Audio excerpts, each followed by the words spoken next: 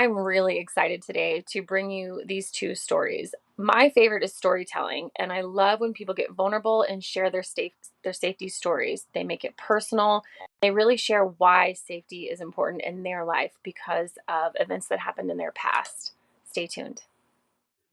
So when I became a process safety specialist for my former employee, I was also going through the process of buying a new home. Okay. And it was 2014, and I lived in the Hammond area. And during the process of buying this home, we had a hard freeze in February of 2014. Okay. And one day on my way home, my realtor called me up and said, "Hey, um, there's there's been an event at the house that you're buying. I had inspected the house the day before, and during the freeze, and that night we had this hard freeze. It got down to like 14 degrees, and a pipe burst in the attic because the next day, of course, in southern Louisiana, it heated up to 60 degrees. Everything thawed. Oh, geez. And a pipe burst on the water heater in the attic, and it flooded the house. And so she said, "Hey, the owners of the house, are going to go out there. They want you to come and take a look at the damage and talk about, if you want to move forward, what's going to happen." And so I went to the house and I got to meet the family that was selling this home, which is not something that's typical. You usually don't meet anybody that's, selling until the day of closing. But they wanted to make sure that I was okay with, plans to move forward. And, that aspect turned out to be pretty good. We ended up getting new flooring and some new sheetrock and this and that, and being able to choose some paint colors and all that stuff because of the damage that was there, new carpet and whatnot. But what was interesting is that I realized and I learned that I was buying the home from the surviving members of the family of a man named Zach Green. And Zach and his wife and his two little girls had lived in this home together. And it brought things into context because in the backyard, there were little kids' toys, like a little pink four-wheeler, electric four-wheeler, and that kind of stuff. And when you walk through the house, the evidence was there that someone just dropped everything and left. The house was kind of abandoned. They took their furniture and major things out, but there was mail there, and there were things there that's not typical in a house that someone's trying to sell. And I learned through that process that Zach had passed away in the Williams Olefins explosion in Geismar, Louisiana. And he was an operator in that unit. The CSB did an investigation on that event, and there were several process safety failures involved. Going back to management of change and several other elements of PSM, that there were issues with. But Zach happened to just be in the area when his supervisor turned the steam valve on to a propylene exchanger that then blew up and killed him and the supervisor. And so, I got to meet the family, the surviving members of the family of a man who died in a process safety event. And I had just taken over the process safety role at my employer. And it was really eye-opening because, just to see this family, there were 5 other siblings. And in meeting them there, oddly enough, while they still lived in that house, but years before, they lost their father to an oil field event. And so this family had lost, their father and the eldest brother to industrial events. Lunch will be provided for you beginning at 11 a.m. So exhibitors only, lunch will be provided at 11 a.m. So I got to meet, this family who had been through so much loss, and they associated that loss with the home to some extent. They didn't want that house anymore. And Zach Green's wife and 2 children, they moved out. They were like, we can't live here, So I ended up buying these people's home. But I got to see firsthand, how a process safety or how any kind of industrial accident event impacted the family. And you could tell that this family was just devastated by what they had gone through. And it was a very eye-opening thing for me. And so that's as close to a process safety event as I ever want to get. But it helped it made it personal for me, and it helped me understand that what we're doing in the industry to keep people safe, these management systems, it's meaningful. It's more than accounting. We're not doing a safety accounting. We're really trying to make sure that people go back home to their families. Thank you so much. That is a profound story, and I think that it's really beautiful that you were able to walk through that journey and really have that transform you, and the lenses in your glasses, it changed the way that you look at things. I think that's really profound. Yeah, that was 8 years ago now, and probably for the first 4 years when I told that story, it brought tears to my eyes. Yeah. Just the memory of seeing that family, and it dawned on me, when I had first looked at the house, I had seen the kids' toys in the backyard and stuff like that, kids' toys in the bedrooms, and it seemed odd. And then when I learned the reason why, it really just meant the things in your life are meaningless. It's the people in your life that mean something, and when they are gone, they're gone. You don't get to have any more experiences with them, and so it just really drove that home. And so that's what I try to bring to work with me, to remind myself, because we all have good days, we all have bad days, and some days you feel like you're not making any progress. And some days you're on top of the world, but on the days that you feel like you're not making progress, it helps give me that perspective that what I am doing is still important. And so, to stay at it, the good days will come back. Hopefully. Thank you. Thank you so much for sharing your story. Such a pleasure to meet you. It was a pleasure to meet you too. Thank you. Thank you. I'm here with Jeremy Darrington. Tell me who you work for. I work for Shermco Industries. We're an electrical services company, electrical testing, maintenance, and inspection. We're the largest in North America, and we're extremely fast growing. Thanks. We have a lot of opportunity to work in Texas. That's where we started. That's where we gained most of our business. I've only worked for them for 2 years, Okay. so it's fairly new to me. I'm learning more and more about the company as we expand. It expands a lot of our safety concern and our safety efforts. So Okay. our purpose is to help other companies make sure that their systems are safe and manageable. Their maintenance is done properly. Seems like a really important piece of the pie or the puzzle.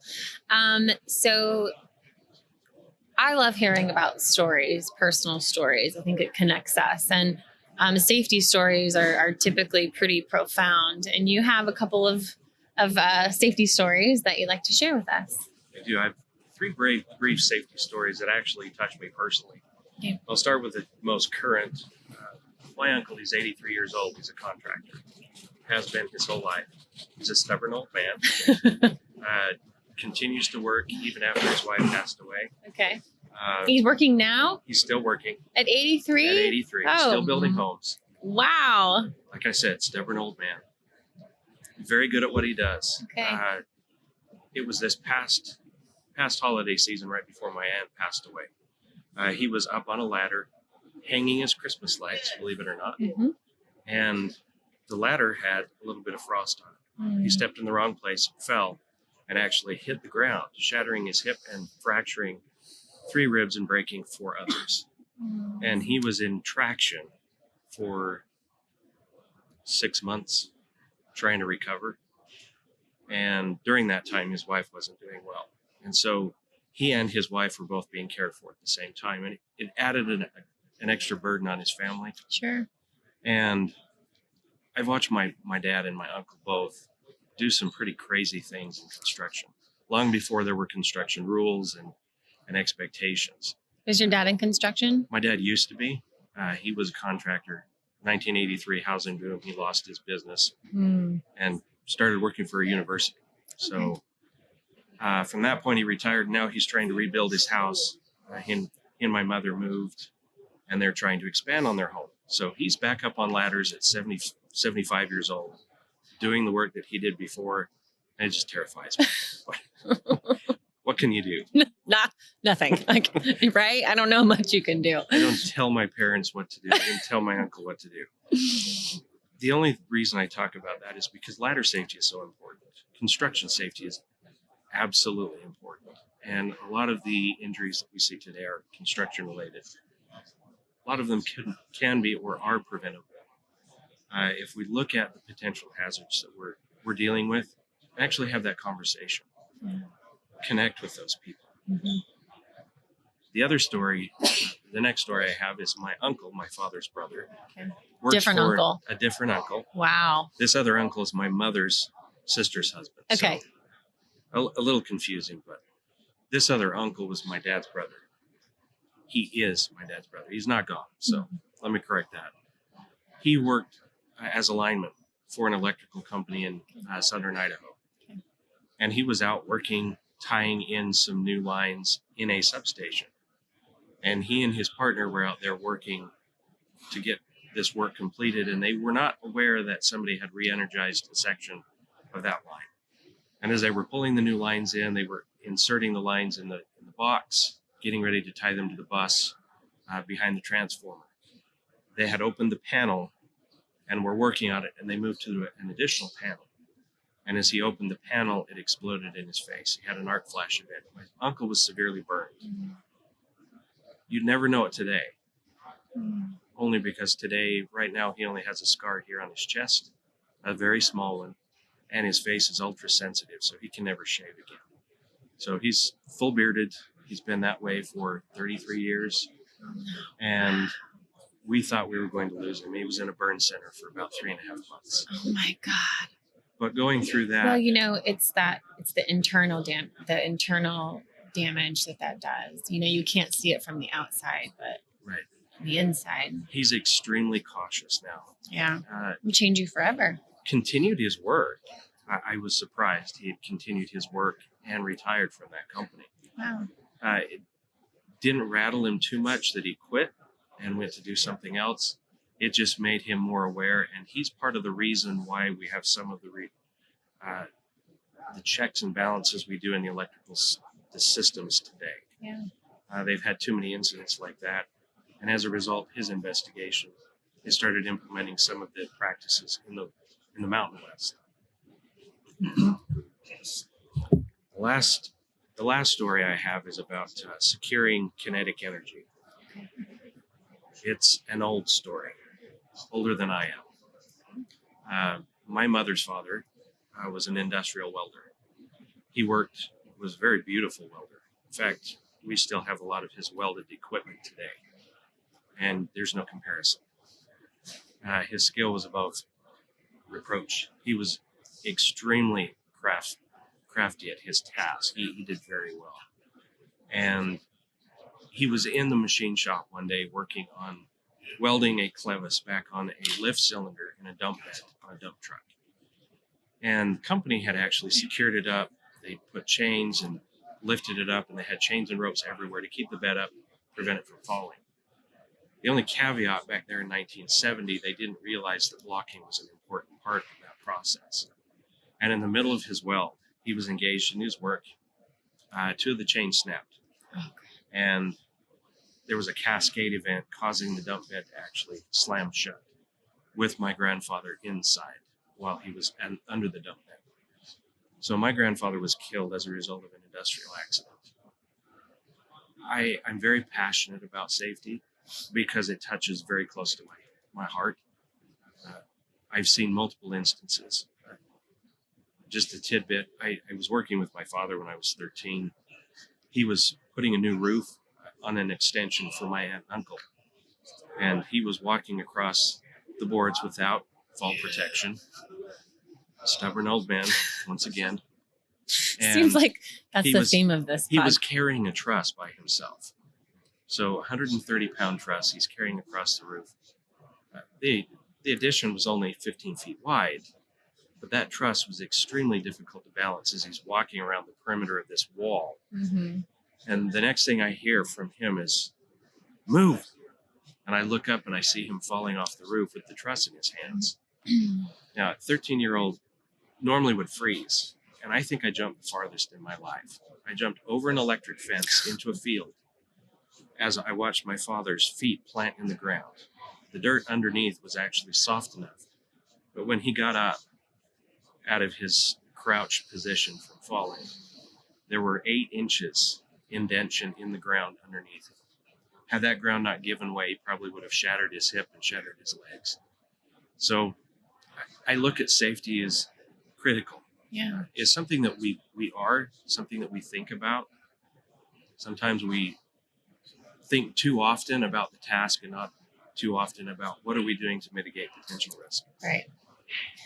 It seems like once you get really comfortable with your surroundings, you think of the workarounds. Yes. And you think, oh, this is going to be faster. This is going to be okay. I'm just going to do it really fast and it'll be okay. You know, and I think that that's really common when you get really comfortable with your environment. Then you start thinking about alternate ways to do things that you may not have done before. That's right. Yeah. So do you have a solution or a different way that people can maybe prevent this? Or is it is it educating? Is it maintaining? What do you think? My opinion is this. Just don't be a stubborn old man. Just don't do that and you'll be okay. Part of it includes that. But this is my opinion. When it comes from a safety perspective, the most important part of doing work, any kind of work scope, have that conversation to begin with. Look beyond, the normal things that are just check the box, pinch points. What today can kill me? And that's how I actually work in my life. What can kill me? The reason I do that is because my grandfather died in an industrial accident. My uncle was severely burned. My dad could have severely injured himself or died in that one event. And my other uncle, at 83, could have died from a shattered hip. And I look back at those events and they motivate me to have that conversation, to challenge people. What can kill me today? Yeah. Have I really managed the things that can kill me? We deal with risk every day. Yes. We work in a risky environment. Some of them are extremely hazardous. But as long as we understand the hazards and we mitigate those with conversation, have we really captured everything? And if we reach a point where we don't know, let's call a stop, have a conversation. Let's really think through it. If we're questioning what we're doing, it's better to stop and have that conversation. You are exactly right. And that sometimes can be a scary thing to not know, but it's people will, I think it's actually empowering and is a strength when somebody says, I don't know, and I'm going to go find out. I think that is a stronger, more powerful person than somebody that just pushes through, because I can be that stubborn ding dong saying, I'll figure it out. I don't need help. Blah, blah, blah. I literally did it the other day. I was like, I don't need help. And I was like cutting this wood and I had my table saw and doing all this stuff. And I completely messed it up. And I refused to ask for help. I didn't know exactly what I was doing.